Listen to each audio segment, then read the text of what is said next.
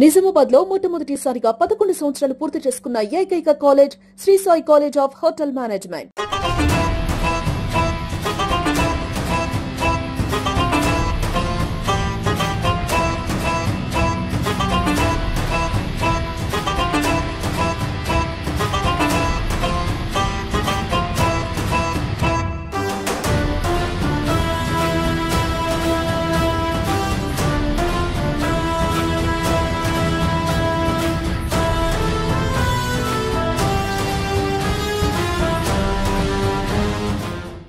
ఈ రోజు జన్నేపల్లి గ్రామ పంచాయతీ ఎన్నికల సందర్భంగా రేపు జరగబోయే ఎన్నికల్లో వచ్చే 11వ తారీఖు నాడు ఎలక్షన్ ఉన్నది. మా గ్రామం జన్నేపల్లి బీసీ జనరల్ అయింది. మరి నేను సర్పంచ్గా పోటీ చేస్తున్నా.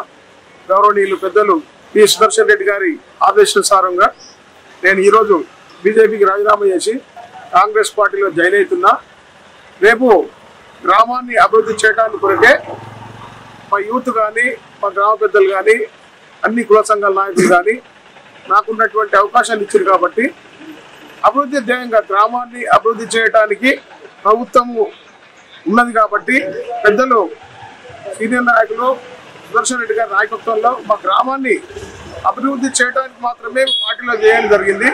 భవిష్యత్తులో అన్ని వర్గాలను కలుపుకొని మా గ్రామాన్ని అభివృద్ధి చేయడానికి ముందుంటామని చెప్పి చెప్తున్నాను. భవిష్యత్తులో కూడా ఎలాంటి అవాంఛలు జరగకుండా అందరి సహకారంతో ప్రతి వార్డు మెంబర్లో మా 10 వార్డు మెంబర్లు ఉన్నాయి.